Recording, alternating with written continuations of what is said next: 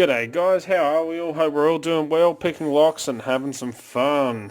And keeping warm or cool wherever you may be in the world. So, I kind of cracked it big time with this goal. I've tried every single method. As soon as you add the slightest bit of tension, every single pin binds to the point where I almost snapped every single pick I tried to use on it.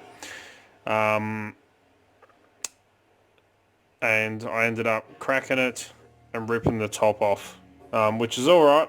I did damage that a little bit, but I'll clean all this up and I'll grub screw this. Again, I did notice though that one of the pins that actually got stuck. Don't ask me how, but somehow one of the pins in the driver one of the driver pins got jammed in there, which was also not working for it. But I ended up ripping the top off, taking all the pins out. And I did lose a spring in the process, but that's alright. I'll have a replacement for it. So let's have a look at what is actually in this.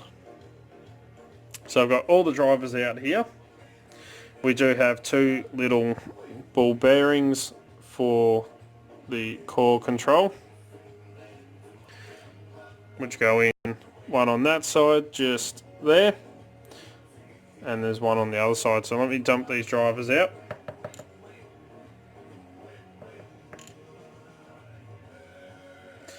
Like this.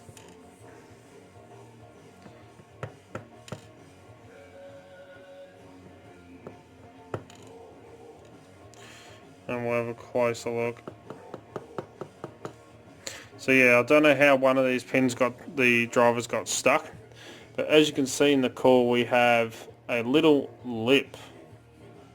And checking in on it, I'll grab my little probe here. These are actually undercuts. So there's undercut underneath there, and there's also a lip around the top here of the core. So it's actually a pretty good core, great for anti-bumping and pick resistant as well. And as I was saying, one of these drivers was actually stuck in the Bible, the lock. I had to literally put a pick in there and whack it to get it to go down. So I don't know why that was stuck, but we have some pretty interesting pins. Where to put my tweezers? So all of our key pins are pretty much identical. They're all these little torpedo shaped pins with a nice sharp lip on the top there, as you can see. So they also, as soon as you touch it, if you overset that, you're in trouble.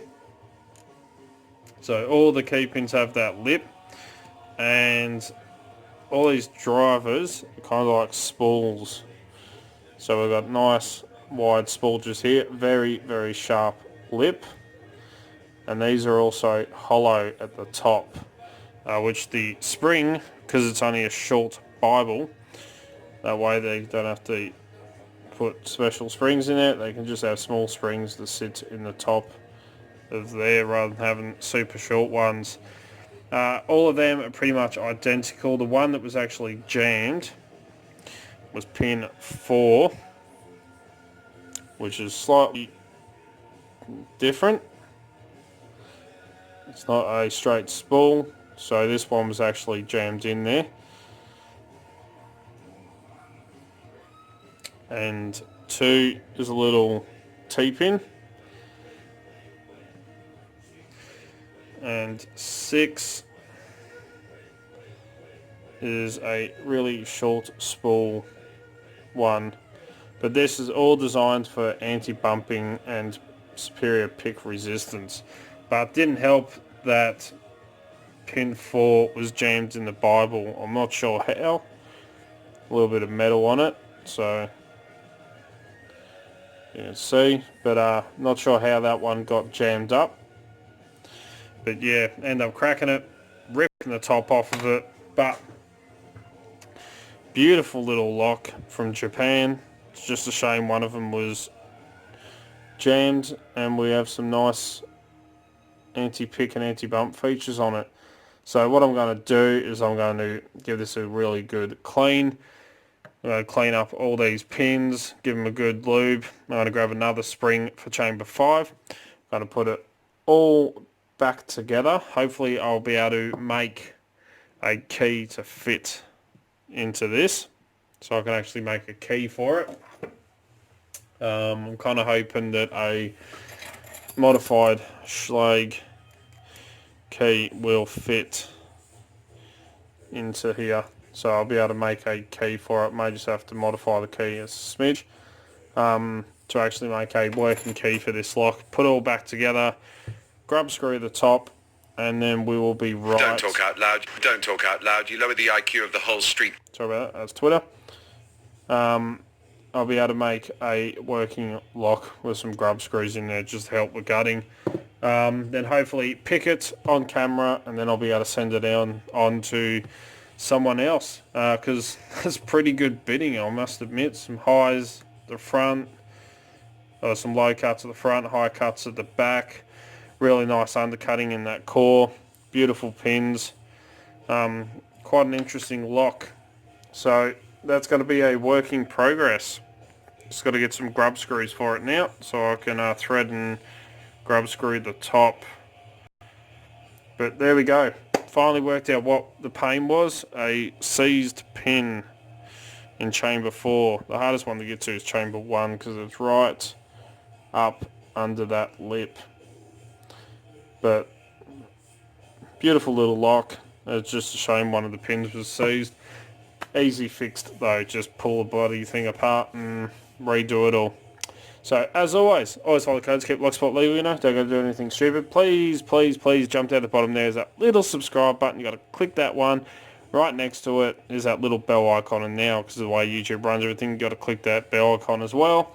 That way you can stay up to date. As soon as I upload a video, you will be one of the first to know. As you know, I try to upload 2 to 3 to 4 videos per week, depending on work and everything else that I've got going on. Don't forget to come and join us on Discord, Extraordinary League of Pickers. Link is in the description.